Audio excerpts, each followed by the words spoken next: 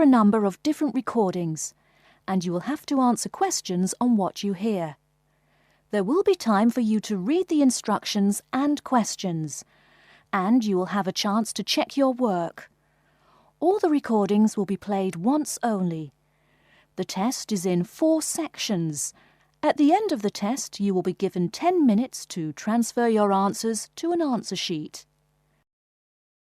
Now turn to Section 1. Section 1. You'll hear a man giving information to a group of new university students. First, you have some time to look at questions 1 to 5.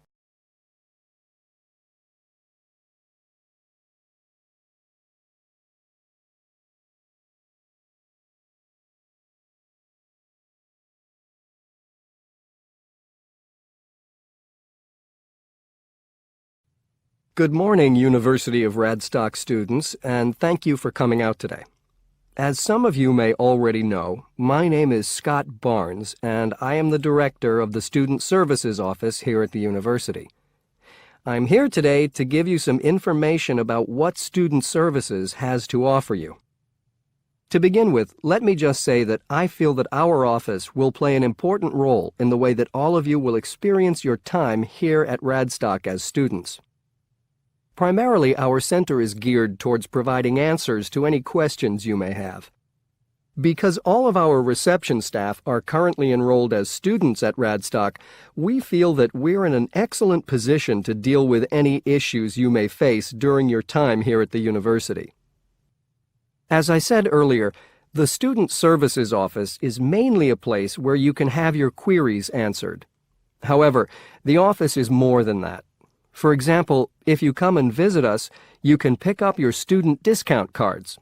Now, with these cards, which come at no additional cost to you, you can take advantage of reductions of up to 40% on all forms of public transport in the city. In addition, the cards are honored at many shops and restaurants in the area, giving you the chance to save up to 35% off food, beverages, and other purchases. Our office is also the place you should visit if you would like to get involved in any of the 30 different clubs and societies available at Radstock. Come in any time between 10 and 3 on weekdays and sign up to become a member of the university choir or orchestra, the drama or debating club, the university trivia team. The list goes on and on. For new students, I cannot stress enough how vital it is to participate in the non-academic side of university life. Yes, we are here to work hard and do our best at our studies, but student life is also about having fun and meeting like-minded people. So, bearing that in mind, make sure that you get involved and enjoy yourselves. Before you hear the rest of the conversation, you have some time to look at questions 6 to 10.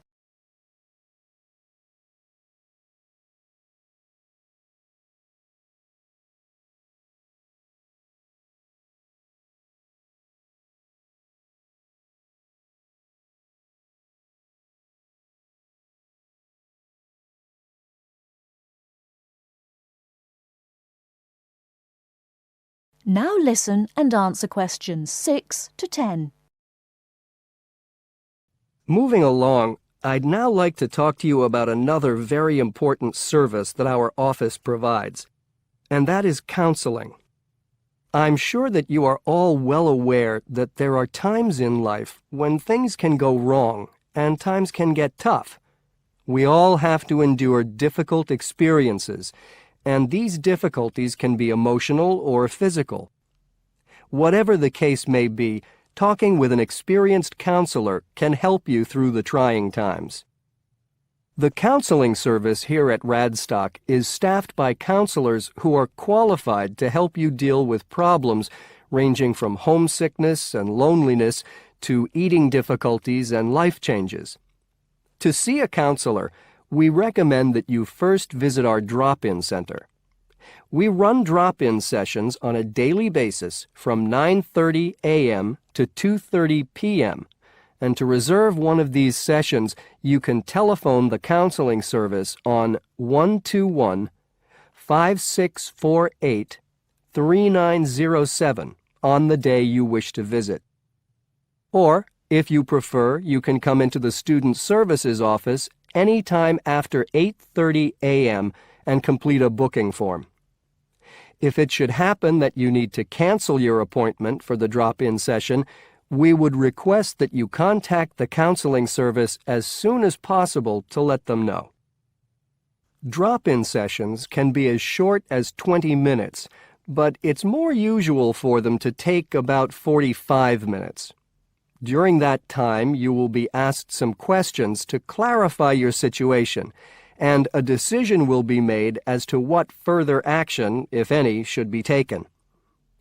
After your session, several things may happen. Firstly, you may be referred to one of the university's counselors for further counseling, which normally consists of another 8 sessions. Secondly, you may be asked to visit another source of help within the university. Or finally, you may be referred to an external organization. Whatever course of action might be taken, you may rest assured that what goes on in these sessions is treated in strict confidence. I'd also like to mention that the counseling service runs numerous workshops on the campus every year. The focus of these workshops tends to be on personal development, and past topics have included motivation, self-identity, and impression management. There is no fee charged for these workshops, and if you require more information, feel free to contact us at stuser@acadia.co.uk. That is the end of Section 1. You now have half a minute to check your answers.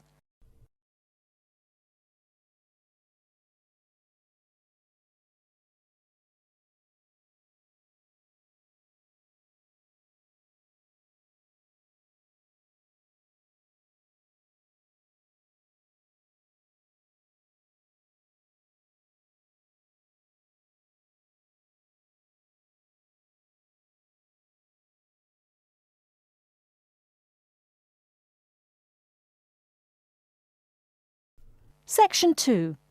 You will hear a media studies tutor giving a lecture about news sources. First, you have some time to look at questions 11 to 15.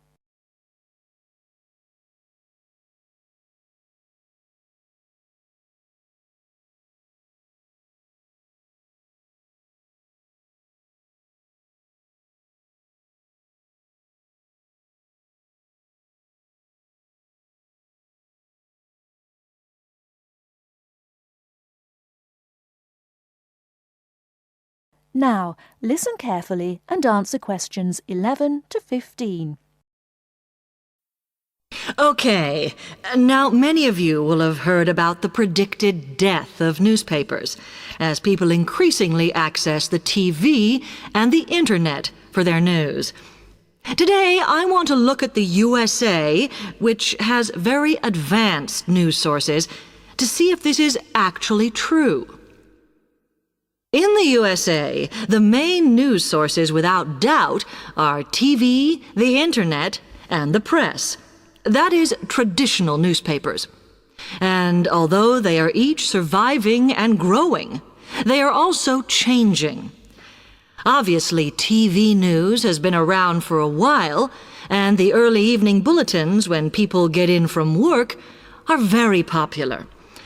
I suppose we traditionally think of the morning newspaper arriving on our doorstep with the daily news. Interestingly, this is not borne out by the statistics, which show that readership in the U.S. is much higher when people have time to relax, when they're not working, especially on Sundays. The Internet is also a popular weekend activity, but shows no variation with weekday access. So people are using the different sources in different ways. Interestingly, local radio has been hit less by the grip of quite strong local newspapers than by the Internet, which is seen to offer a better regional service. But just because the Internet is seen as the new force in news media does not mean it is dominant. Television has, of course, been global for a while. But now technological changes, which have fueled the rise of online news, have also allowed newspapers to print and distribute editions across the world. In fact, Internet news, which is seen as the big competitor for traditional markets, does not offer that much variety. Often, the sources are the online versions of the newspapers, whereas television, in order to offer something different, has had to come up with a much more mixed bag of reporting, from hard news to light reports on celebrity events. Another issue is reliability. The Internet is virtually unregulated, so anything can be reported there, whether true or not. Journalists on newspapers have fought a long, hard battle to fight intervention and to retain the freedom of the press. Television, however, is seen as critical to political power and has become subject to harsh controls about what it can or cannot say. Before you hear the rest of the talk, you have some time to look at questions 16 to 20.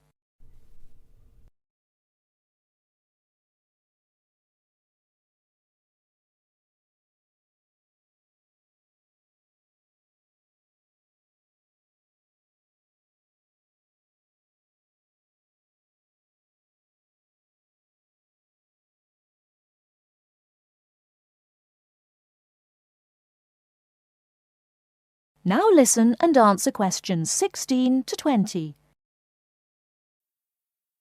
Now, one very critical factor in keeping newspapers alive and well in the USA has been their approach to advertising. Obviously, newspapers are heavily dependent on advertising revenue, and they have become more and more imaginative in what they offer, in order to make sure that advertisers use them and not other news sources. This has meant that, contrary to popular belief, newspapers now have a significantly higher profit margin than the rest of American industry. So, how have they managed to raise advertising revenue in this way? Well, they have put a lot of effort into developing and maintaining a very strong association with the retail trade. And they've come up with a winner. A critical tool in their sales plan has been suggesting that the adverts they run can have vouchers. This has been enormously effective because they have found that not only do more people buy the paper to get the discounts, but also that this inevitably means much higher sales for the clients who advertised. As well as doing this, the newspapers have also introduced aggressive sales campaigns over the last few years. This has resulted in a significant and continuing rise in the number of advertisers prepared to pay the extra for full-page ads. So, what I would like to move on to... That is the end of section 2. You now have half a minute to check your answers.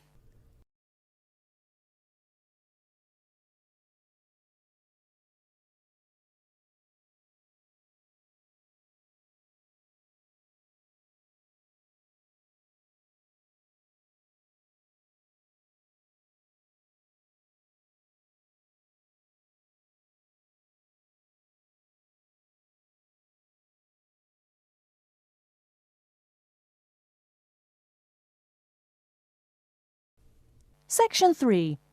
You will hear a recorded message about buying tickets from a booking agency.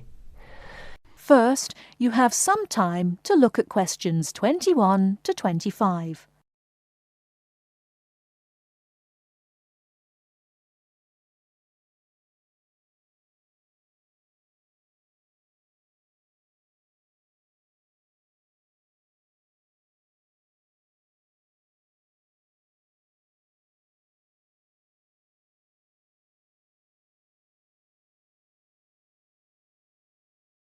Now listen carefully and answer questions 21 to 25. Thank you for calling ATS Advanced Ticketing System, the call system for all your entertainment needs. Our automated telephone service is designed to answer your questions quickly and easily. The ATS office in the Regency Theatre is open Monday to Thursdays from 10 a.m. till 5 p.m. and on Friday and Saturday till 8 p.m. For online bookings and detailed program listings, check our website at www.atstix.com. That's spelled ATSTIX.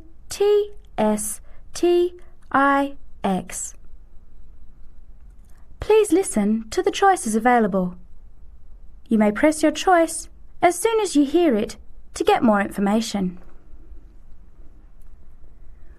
For sporting events, including the Western International Tennis Classic, press 1.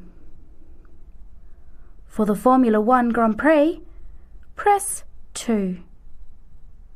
For classical music, including the upcoming Philharmonic Orchestra series, press 3. For theatre and dance, press 4. For other inquiries, please hold the line. Before the recorded message continues, Before you hear the rest of the talk, you have some time to look at questions 26 to 30.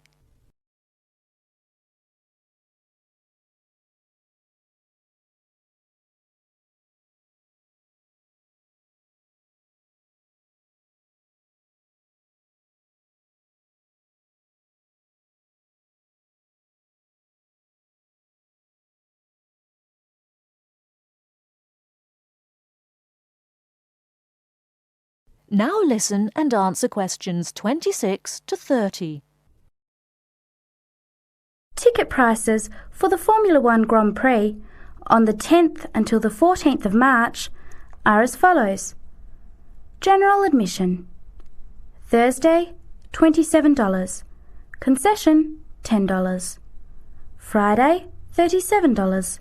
Concession, $15. Saturday, $55. Concession, $35. Sunday, $70. Concession, $65. Concession rates apply to children under 14 and to students, seniors and pensioners on presentation of a valid card. Grandstand seating. 4-day tickets covering the 6 main grandstands cost $299. However, pit straight tickets are $350 and seats at the chicane cost $450 each. Children under 3 are admitted free to the general admissions area and children under 14 are eligible for concession prices. Gates open at 8 a.m. Thursday and Friday and 7:30 Saturday and Sunday. Events begin at 9 o'clock. Alcohol, ice boxes, cans, bottles and animals are not allowed on site. There are no refunds or exchanges. On each ticket, a $2.50 booking fee applies. To make a booking, you must have a valid credit card. To listen again, press 1. To make a booking or to talk to a ticket agent, press 2. Your call is in our queue. You can expect to wait about 3 minutes. That is the end of section 3. You now have half a minute to check your answers.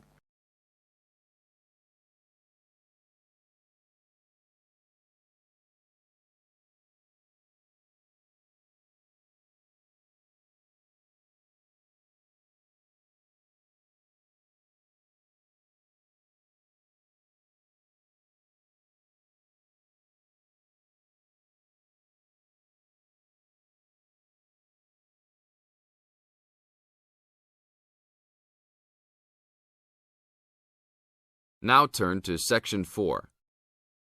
Section 4. You are going to hear a lecture. First, you have some time to look at questions 31 to 40.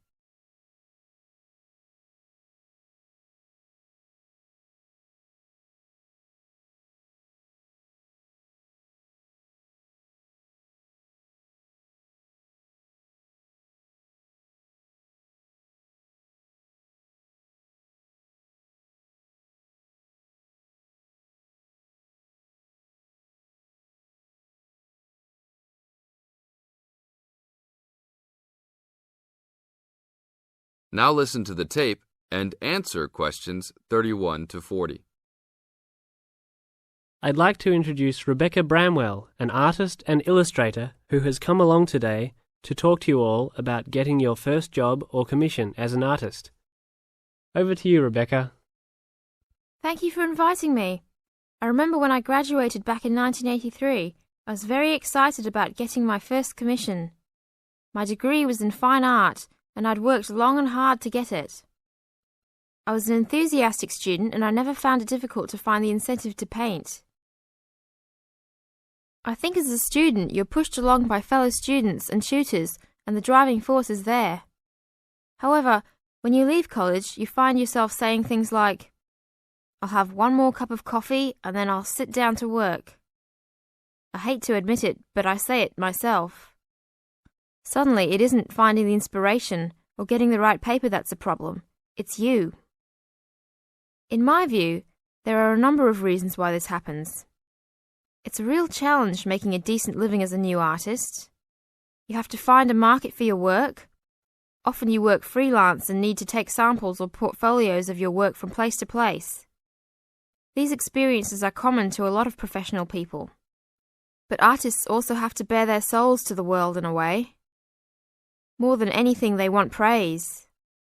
If people don't like what they create, then it can be a very emotional and upsetting experience hearing them say this. I began to realize that these problems were preventing me from having a career in art, and so I decided to experiment. I was a painter, but I started to dabble in illustration, drawing pictures for books, cards, and this offered me the opportunity to become more emotionally detached from my work. I was no longer producing images from the heart, but developing images for a specified subject, taking a more practical approach. I began to develop a collection of my illustrations which I put into a portfolio and started to carry around with me to show prospective clients and employers. But it was still tricky because publishers, for example, want to know that your drawings will reproduce well in a book. But without having had any work published, it's hard to prove this. Having a wonderful portfolio or collection of original artwork is, of course, a first step. But what most potential clients would like to see is printed artwork, and without this evidence, they tend to hold back still when it comes to offering a contract. Well, I overcame this problem in two ways, and I suppose this is my advice to you on preparing your portfolio of your best work. The first way was by submitting my work for a competition. The one I chose was for a horoscope design and was sponsored by a top women's magazine. There are a few of these competitions each year, and they offer new illustrators an opportunity to showcase their work. The other approach I took was to design and print some mock-up pages of a book. In other words, I placed some of my illustrations next to some text in order to demonstrate how my work would look when it was printed. Perhaps I was lucky in that I had taken a degree that provided me with all-round creative skills, so that I could vary my style and wasn't limited to a certain technique. I think that is important. The art world and many other creative fields do try to pigeonhole people into snug boxes with an accompanying label. I think you should try to resist this if you feel it happening to you. If you don't, you'll find it difficult to have new work accepted if you try to develop your style at a later stage in your career. Nevertheless, when you start out, and particularly when you're going for an interview, it's important not to confuse people by having a lot of different examples in your portfolio. One remedy for this is to separate your work into distinct categories. In my case, I did this by dividing my design-inspired illustrations from my paintings. It is then easier to analyse the market suited to each portfolio, such as magazines, book jackets, CD covers, etc. Working under two names is also useful, as it clarifies the different approaches and offers a distinction between them. I think it's been hard for artists to be recognised in anything other than the pigeonholes that they have been placed in. Luckily, these barriers are slowly being demolished. This is the end of Section 4.